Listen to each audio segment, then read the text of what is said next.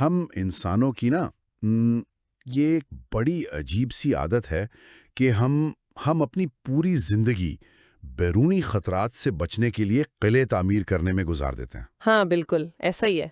مطلب اگر ہم سوچیں کہ ہماری کامیابی، ہماری خوشی یا ہمارے مستقبل کو سب سے بڑا خطرہ کس چیز سے ہے، تو ذہن میں فوراً کیا آتا ہے؟ معاشی حالات، معاشرے کے تانے، کوئی حسد کرنے والا بندہ یا شاید کوئی ایسا حادثہ جو زندگی کو پٹری سے اتار دے۔ صحیح۔ ہم ہمیشہ اپنے ارد گرد دیکھتے ہیں، ڈیفینسو پوزیشن میں رہتے ہیں اور کسی بیرونی حملے کا انتظار کرتے ہیں۔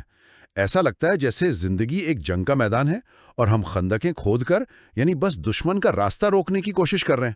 میں اکثر یہ سوچتا ہوں کہ ہم اتنے خوف زدہ کیوں رہتے ہیں؟ یہ بات بالکل درست ہے، اور ارتقائی لحاظ سے دیکھا جائے تو یہ انسانی فطرت کا ایک بہت ہی منطقی اور بنیادی حصہ ہے۔ میں بتاتی ہوں کیسے۔ ہزاروں سالوں سے انسان کا دماغ نا اسی طرز پر پروگرام ہوا ہے کہ وہ اپنے ارد گرد کے ماحول کو سکین کرے اور ہر اس چیز کو خطرہ سمجھے جسے وہ دیکھ سکتا ہے، جسے وہ فزیکلی محسوس کر سکے۔ بالکل، جس کی وہ درجہ بندی کر سکتا ہے یا جس کا وہ جسمانی طور پر مقابلہ کر سکتا ہے۔ یہ زاویہ نگاہ ہمیں ایک طرح کا جھوٹا اطمینان دیتا ہے۔ جھوٹا اطمینان؟ وہ کیسے؟ دیکھیں، کیونکہ جب دشمن ہمارے سامنے کھڑا نظر آ رہا ہو تو چاہے وہ کتنا ہی طاقتور کیوں نہ ہو، اس سے لڑنے کی حکمت عملی بنانا یا اس سے بچ نکلنا بظاہر ایک قابل فہم کام لگتا ہے۔ ہم سوچتے ہیں کہ خطرہ باہر ہے اور ہمارا کام صرف خود کو اس سے بچانا ہے۔ سمجھ گیا۔ لیکن یہاں آ کر وہ نوٹس اور ریسرچ جن کا آج ہم اس تفصیلی جائزے میں کھوج لگا رہے ہیں، جن کا عنوان the architecture of sub conscious belief یا لاشعوری یقین کا فن تعمیر ہے، وہ اس پوری روایتی سوچ کو نا جڑ سے اکھاڑ پھینکتے ہیں۔ بالکل، وہ ایک بالکل نیا زاویہ دیتے ہیں۔ آج کی اس گفتگو میں ایک انتہائی چونکا دینے والا انکشاف سامنے آتا ہے۔ سب سے خطرناک، سب سے زیادہ تباہ کن دشمن کوئی بیرونی قوت، حالات کا جبر یا باہر کھڑا کوئی شخص نہیں ہے۔ واہ! وہ کوئی ایسی چیز نہیں ہے جسے دیکھ کر انسان چھپ سکے، بلکہ وہ ایک خاموش، انتہائی باریک اور بظاہر بے ضرر سا ایک وائرس ہے، یا یوں کہہ لیں کہ ایک غلط کوڈ ہے جو کئی دہائیوں پہلے انسان کے دماغ کی گہری تہوں میں فیڈ کر دیا گیا تھا۔ ہاں، جب شعور کی آنکھ نے پوری طرح دیکھنا بھی شروع نہیں کیا تھا۔ ایگزیکٹلی۔ آج کی اس گہری گفتگو کا مقصد نا محض اس بات کو ماننا نہیں ہے، بلکہ اس پورے میکانزم کو ڈیکوڈ کرنا ہے کہ کیسے ایک عام سا جملہ ہمارے ذہن کی ساخت کو ہمیشہ کے لیے بدل دیتا ہے۔ اور یہی وہ مقام ہے جہاں یہ موضوع نفسیات اور نیورولوجی یعنی اعصابی سائنس کے ایک انتہائی دلچسپ سنگم برآ کھڑا ہوتا ہے۔ میں سمجھتی ہوں کہ آج ہمارا ہدف یہ کھوجنا ہے کہ ہمارا لاشعور دراصل کام کیسے کرتا ہے، جسے ہم اکثر ایک پراسرار سی چیز سمجھتے ہیں نا۔ بالکل، ہم اسے کوئی جادوئی چیز سمجھتے ہیں، لیکن حیاتیاتی اور نفسیاتی سطح پر اس کی ایک پوری سائنس ہے۔ ہم ان میکینزمز کو کھول کر دیکھیں گے جو ایک چھوٹی سی بات کو ایک ایسی ٹھوس حقیقت میں بدل دیتے ہیں جو انسان کی پوری زندگی کو پس پردہ رہ کر چلانے لگتی ہے۔ صحیح۔ ہم اس آرکیٹیکچر کو، اس پوری عمارت کے ڈھانچے کو سمجھنے کی کوشش کریں گے جو ہمارے فیصلوں اور ہماری کامیابیوں کی بنیاد بنتا ہے۔ تو پھر سیدھا اس بنیاد کی طرف چلتے ہیں۔ ان تحریروں میں نا ایک کلاس روم کا منظر بیان کیا گیا جس نے مجھے واقعی رک کر بہت گہرائی میں سوچنے پر مجبور کر دیا۔ وہ بہت ہی پاورفل مثال ہے نا؟ مطلب ذرا تصور کیا جائے، ایک عام سا دن ہے، ایک عام سا اسکول اور دو چھوٹے بچے اپنی اپنی کرسیوں پر بیٹھے ہیں۔ ان کے ذہن بالکل صاف سلیٹ کی طرح ہے، دنیا کی پیچیدگیوں سے یکسر ناآشنا۔ اب ان میں سے ایک بچے سے کوئی بڑا، چاہے وہ استاد ہو یا والدین، پوری سنجیدگی سے کہتا ہے تم جینیس ہو، تمہارے اندر تقدیر بدلنے اور دنیا فتح کرنے کی صلاحیت ہے۔ اور وہ بچہ اسے سن رہا ہے۔ بالکل۔ اور پھر اسی کلاس روم میں دوسرے بچے کو مخاطب کر کے کہا جاتا ہے تم سے کچھ نہیں ہو پائے گا، تم کسی کام کے نہیں ہو، یہ چیزیں تمہارے بس کی بات ہی نہیں ہیں۔ ہم عام طور پر ان باتوں کو محض الفاظ سمجھتے ہیں، ہوا میں پیدا ہونے والا ارتعاش۔ بس کچھ آوازیں جو بولی گئیں اور ختم ہو گئیں۔ لیکن آج کا یہ تجزیہ میں بتاتا ہے کہ یہ محض الفاظ نہیں تھے، یہ ان کچے دماغوں کے لیے ایک مکمل سافٹ ویئر اپ ڈیٹ تھا۔ یہ ایک بہت ہی طاقتور منظر ہے، اور اسے سمجھنے کے لیے ہمیں تھوڑا سا دماغ کی ساخت کی طرف جانا ہوگا۔ ہم عموماً الفاظ کو صرف رابطے کا ذریعہ سمجھتے ہیں، یعنی بات چیت کا طریقہ۔ ہاں، لیکن اعصابی سطح پر، خاص طور پر بچپن کے ابتدائی سالوں میں، الفاظ ایک بالکل مختلف حیثیت رکھتے ہیں۔ سائنس ہمیں بتاتی ہے کہ ابتدائی 7 یا 8 سالوں میں بچوں کے دماغ میں تھیٹا برین ویوز حاوی ہوتی ہیں۔ تھیٹا ویوز یہ کیا ہوتی ہیں؟ یہ وہ حالت ہے جسے ہم ایک طرح کی ہپنوٹک یا انتہائی قابل قبول حالت کہہ سکتے ہیں۔ اس عمر میں انسان کا پری فرنٹل کارٹیکس ابھی پوری طرح تعمیر نہیں ہوا ہوتا۔ یعنی دماغ کا وہ حصہ جو منطق، تجزیہ اور تنقیدی سوچ کا ذمہ دار ہوتا ہے، وہ حصہ جو چیزوں کو پرکھتا ہے، وہ ابھی غیر حاضر ہوتا ہے۔ بالکل۔ تو جب اس بچے نے سنا نا کہ تم سے نہیں ہو پائے گا، تو وہ الفاظ ایک شعوری فلٹر سے نہیں گزرے۔ وہ سیدھے اندر چلے گئے۔ ہاں، وہ سیدھے اس کے دماغ کے نیورل نیٹ ورکس میں داخل ہو کر ایک حتمی کمانڈ بن گئے۔ جب تک پری فرنٹل کارٹیکس ڈیولپ ہوتا، وہ جملہ اس کی حیاتیاتی اور نفسیاتی حقیقت کا حصہ بن چکا ہوتا ہے۔ وہ الفاظ محض آوازیں نہیں رہتے، تو پھر وہ کیا بن جاتے ہیں؟ اور مستقل راستہ بنا دیتے ہیں۔ یار یہاں مجھے تھوڑی سی الجھن ہو رہی ہے اور میں اس پر ضرور بات کرنا چاہوں گا۔ ہم انسانوں کو ایک انتہائی باشعور اور منطقی مخلوق مانتے ہیں نا؟ بالکل مانتے ہیں۔ ہمارا دماغ دنیا کی پیچیدہ ترین مشین ہے، تو یہ بات ہضم کرنا تھوڑا مشکل ہے کہ یہ اتنی شاندار مشین، جب اس میں کوئی ایسا تباہ کن خیال یا جملہ فیڈ کیا جاتا ہے تو وہ اسے بغیر کسی مزاحمت کے قبول کیسے کر لیتی ہے؟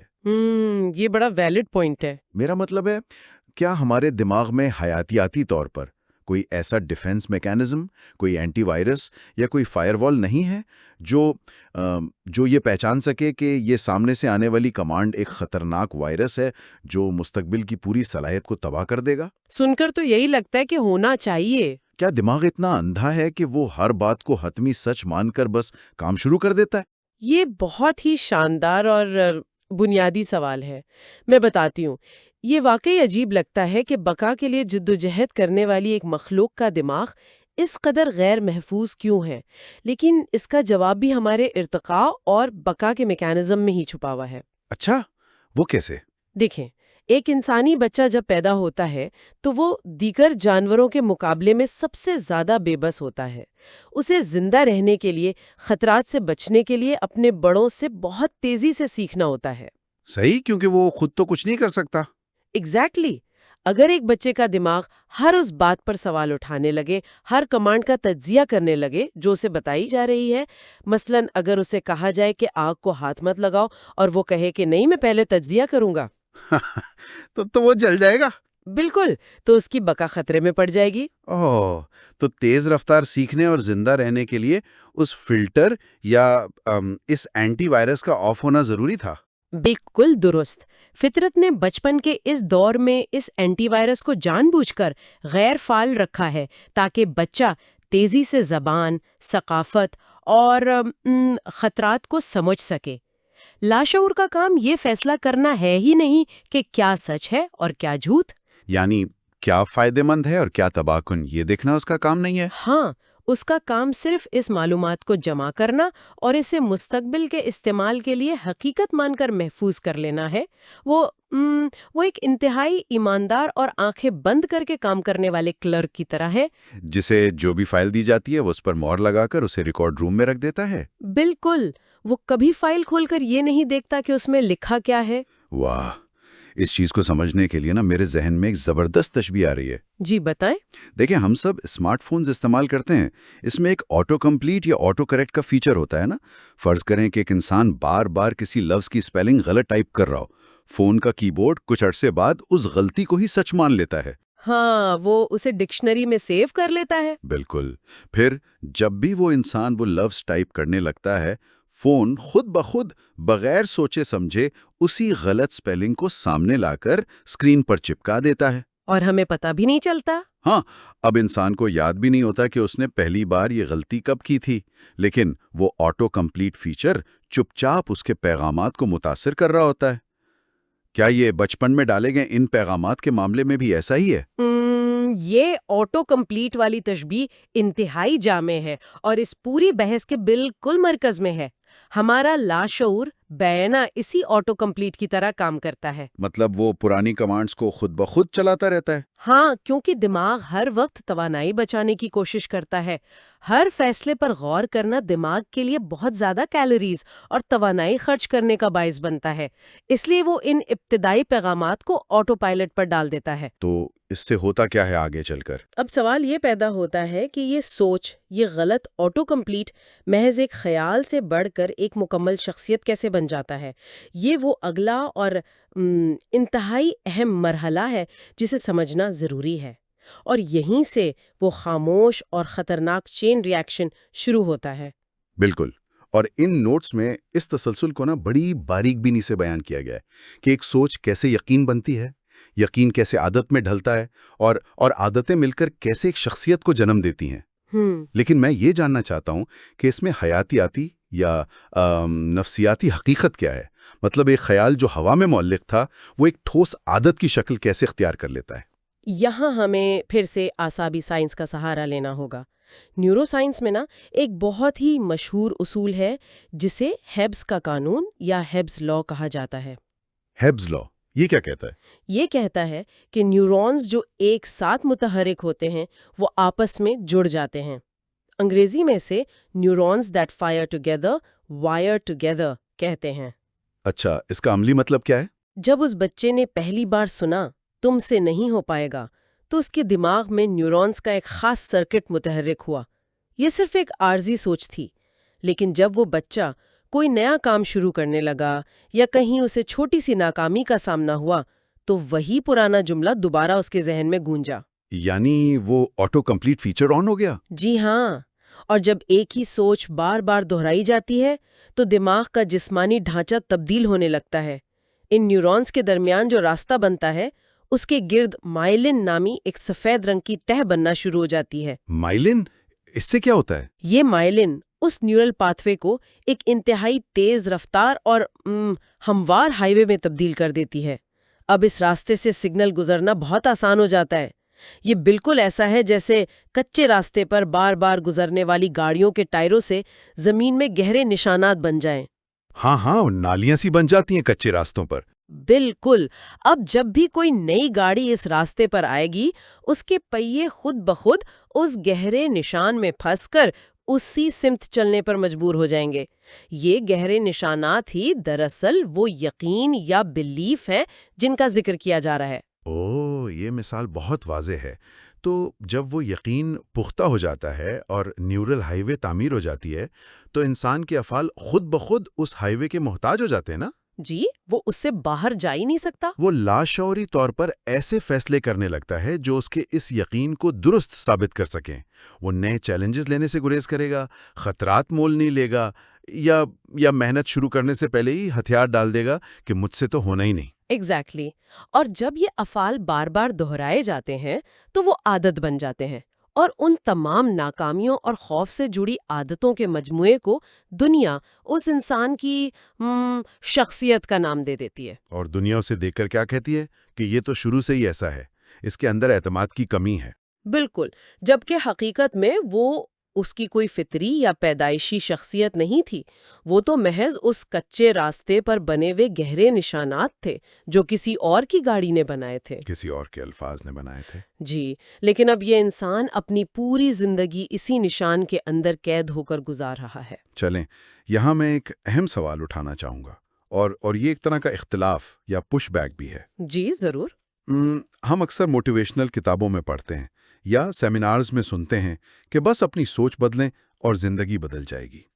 لوگ روزانہ شیشے کے سامنے کھڑے ہو کر خود سے مثبت باتیں کہتے ہیں، دعوے کرتے ہیں کہ وہ کامیاب ہوں گے۔ ایفرمیشنز، ہاں۔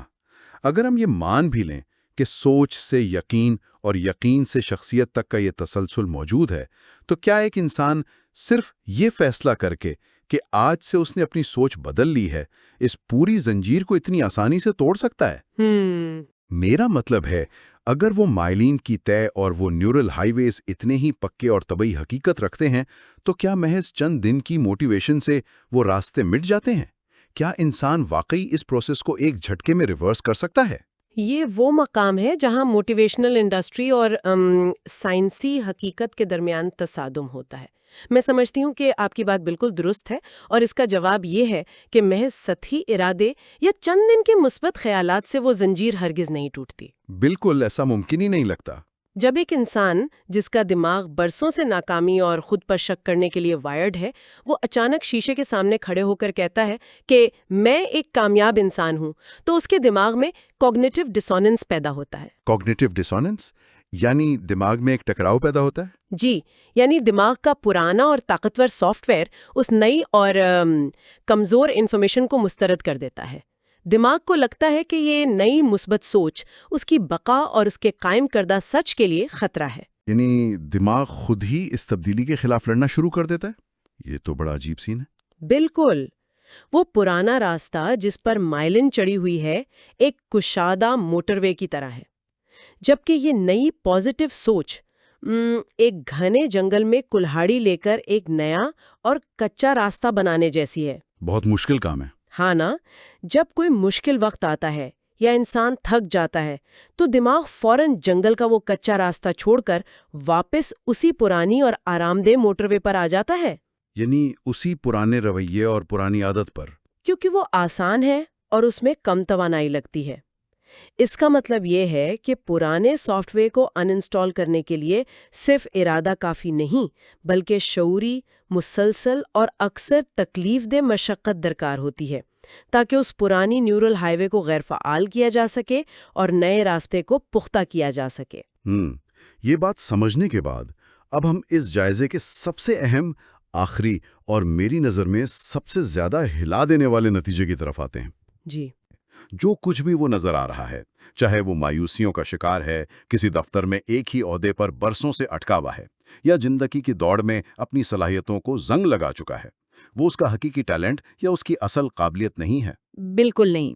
وہ اس کا اصل پوٹینشل قطعی نہیں ہے، بلکہ وہ صرف ان پرانے کوڈز، ان بیجوں یا ان غلط آٹو کمپلیٹ کمانڈز کا نتیجہ ہے جو کسی اور نے فیڈ کیے تھے۔ اور اس تصور کے اثرات بہت وسیع اور گہرے ہیں۔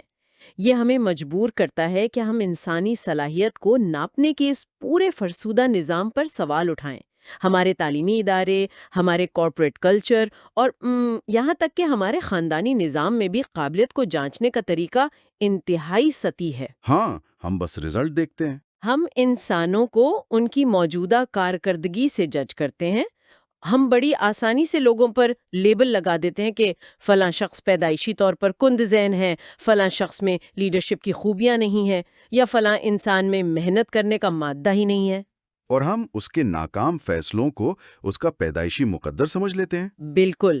یہ تو بالکل ایسا ہی ہے جیسے کوئی شخص کمپیوٹر سکرین پر بار بار نظر آنے والے ایرر کو دیکھ کر یہ کہہ دے کہ اس کمپیوٹر کا ہارڈ ویئر ہی خراب ہے، یہ پروسیسر ہی بکواس ہے۔ ہاں، حالانکہ ہارڈ ویئر ٹھیک ہوتا ہے۔ ایگزیکٹلی۔ حالانکہ مسئلہ ہارڈ ویئر میں نہیں بلکہ پس منظر میں چلنے والے ایک چھوٹے سے کرپٹڈ کوڈ میں ہے۔ کیا کمال کی مثال دی ہے آپ نے۔ ہم واقعی انسانوں کو ان کے اسکرین پر آنے والے ایرر سے جج کر رہے ہیں۔ ہم اس بات پر غور ہی نہیں کرتے کہ نیگیٹیوٹی بائس، یعنی دماغ کا منفی چیزوں کو زیادہ مضبوطی سے پکڑنے کا رجحان، اس شخص کو اس کے اصل ہارڈ ویئر تک، یعنی اس کی اصل صلاحیتوں تک پہنچنے ہی نہیں دے رہا۔ صحیح بات ہے۔ اگر سماجی اور معاشرتی سطح پر اس بات کو سمجھ لیا جائے تو انسانوں کے ساتھ ہماری ہمدردی کا، انہیں سکھانے کا اور خود اپنے آپ کو جانچنے کا پورا زاویہ بدل سکتا ہے۔ ہم اس ناکامی کو اس کی ذات کا حصہ نہیں بلکہ صرف ایک خراب پروگرامنگ کا نتیجہ سمجھیں گے۔ یار، یہ نظریہ جب ذہن میں پوری طرح اترتا ہے نا تو یہ کیفیت بہت عجیب سی ہوتی ہے۔ واقعی۔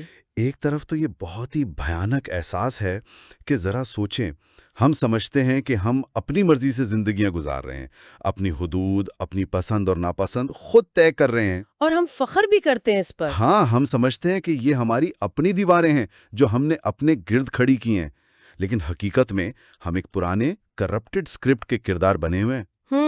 ہماری موجودہ حدیں ہماری اپنی ہے ہی نہیں، وہ تو برسوں پہلے ہونے والے کسی واقعے، کسی جملے یا کسی رویے کا عکس ہیں۔ انسان کا یہ سوچنا کہ اس کی اپنی کوئی آزاد حقیقت ہی نہیں بچی، وہ صرف دوسروں کی پروگرامنگ کا نتیجہ ہے، یہ واقعی کسی کو بھی خوفزدہ کر سکتا ہے۔ بے شک، یہ احساس کہ انسان نے اپنی آدھی سے زیادہ زندگی اور اپنی صلاحیتوں کا ایک بڑا حصہ ایک ایسے خوف کے سائے میں گزار دیا جس کا حقیقت میں کوئی وجود ہی نہیں تھا، یہ کسی گہرے صدمے سے کم نہیں ہوتا۔ بہت گہرا صدمہ ہے۔ یہ اس بات کا ادراک ہے کہ ہم اپنے ہی ذہن کے قیدی رہے ہیں۔ لیکن دیکھیں، اس تصویر کا دوسرا رخ بھی ہے، اور وہ رخ اس پوری گفتگو کا سب سے روشن پہلو ہے۔ وہ کیسے؟ اگر یہ مان لیا جائے کہ آج کی یہ کمزوریاں، یہ محدود سوچ اور یہ ناکامیاں ہماری اصل قابلیت نہیں ہیں، تو اس کا منطقی مطلب یہ بھی نکلتا ہے کہ ہماری اصل صلاحیت اب بھی کہیں اندر محفوظ ہے۔ ہاں بالکل۔ ہے نا؟ وہ جو ہمارا اوریجنل ہارڈ ویئر ہے وہ ابھی تک موجود ہے، اور وہ اس موجودہ حالت سے کہیں زیادہ طاقتور، تخلیقی اور لامحدود ہو سکتا ہے۔ اس کا مطلب ہے کہ موجودہ ناکامی حتمی نہیں ہے، وہ صرف ایک عارضی پردہ ہے۔ صحیح۔ اگر ہم اس پرانے کوڈ کو ہٹا سکیں تو وہ سب کچھ ممکن ہے جسے ہم نے اپنے لیے ناممکن مان لیا تھا۔ اور یہی وہ آزادی کا تصور ہے جو اس گفتگو کا نچوڑ ہے۔ جب ایک انسان کو یہ ادراک ہو جاتا ہے کہ اس کا خوف دراصل اس کی حقیقت نہیں ہے بلکہ محض نیورونز کے جڑنے کا ایک پرانا پیٹرن ہے، تو وہ خود کو مورد الزام ٹھہرانا بند کر دیتا ہے۔ وہ اس گلٹ سے نکل آتا ہے۔ ہاں، وہ احساس جرم سے باہر نکل آتا ہے۔ پھر اس کی پوری توجہ اس بات پر مرکوز ہو جاتی ہے کہ اس پرانی نیورل ہائی وے کو کیسے ویران کیا جائے اور ایک نئی ہائی وے کیسے تعمیر کی جائے۔ یہ ادراک ہی دراصل آزادی کی پہلی سیڑھی ہے۔ زبردست۔ تو چلیں آج کے اس پیچیدہ لیکن انتہائی فکر انگیز اور اہم جائزے کو سمیٹتے ہیں۔ ہم نے بات شروع کی تھی اس روایتی قلعے اور بیرونی دشمن سے، اور پھر ہم نے کھوج لگائی کہ اصل دشمن تو اندر موجود وہ چھوٹا سا، بظاہر معصوم مگر تباہ کن کوڈ ہے۔ جی۔ ہم نے بچپن کے اس دور کو سمجھا جہاں دماغ کی تھیٹا حالت اور غیر فعال ڈیفنس میکانزم کسی بھی جملے کو ایک مستقل آٹو کمپلیٹ کمانڈ میں بدل دیتا ہے۔ ہم نے اس حیاتیاتی عمل یعنی ہیبز لا پر بات کی کہ کیسے نیورونز کا بار بار ایک ساتھ متحرک ہونا ایک محض عارضی سوچ کو ایک اٹل یقین اور پھر ایک نہ ٹوٹنے والی عادت میں بدل دیتا ہے۔ اور سب سے اہم بات، ہم نے یہ سیکھا کہ ہماری آج کی شخصیت ہماری حتمی حقیقت نہیں ہے بلکہ یہ صرف اس پرانی پروگرامنگ کا آؤٹ پٹ ہے۔ بالکل۔ میں سمجھتی ہوں کہ یہ ایک ایسا سفر تھا جس نے ہمیں یہ سمجھنے پر مجبور کیا ہے کہ انسان کی اصل طاقت اس کی موجودہ حالت میں نہیں بلکہ اس بات میں ہے کہ وہ اس حالت کے پیچھے چھپے ہوئے میکانزم کو کتنی گہرائی سے سمجھتا ہے۔ بالکل صحیح کہا۔ اور اس گہری گفتگو کے اختتام پر ایک آخری چونکا دینے والا سوال ذہن میں اٹھتا ہے جس پر غور کرنا ہم سب کے لیے ضروری ہے۔ جی بتائیں۔ دیکھیں، اگر ہمارا دماغ بچپن میں اتنی آسانی سے پروگرام ہو گیا تھا کیونکہ ہم غیر محفوظ تھے، اور اب جب ہم بالغ ہیں، شعور رکھتے ہیں، اور سائنس ہمیں نیورو پلاسٹیسٹی کا تصور دیتی ہے، یعنی دماغ کی اپنے آپ کو بدلنے کی صلاحیت۔ ہاں، یعنی دماغ کے بڑھاپے تک اپنے آپ کو بدلنے اور نئے راستے بنانے کی صلاحیت، تو کیا ہم اب ایک باشعور معمار کے طور پر اپنے دماغ کا آرکیٹیکچر خود دوبارہ ڈیزائن کر سکتے ہیں؟ واؤ! کیا ہم ان پرانی ہائی ویز کو توڑ کر اپنی مرضی کے نئے نیورل پاتھ ویز بنا سکتے ہیں؟ وہ کوڈ جو کسی اور نے لکھا تھا، کیا اب ہم باشعور ہو کر اس کی بورڈ کو اپنے ہاتھ میں لے سکتے ہیں؟ یہ بہت گہرا سوال ہے۔ اگر ماضی کی پروگرامنگ نے ہمیں آج کا انسان بنایا ہے، تو کیا آج ہماری شعوری پروگرامنگ کل کا وہ انسان نہیں بنا سکتی جو ہم اصل میں بننا چاہتے ہیں؟ یہ وہ سلگتا ہوا سوال ہے۔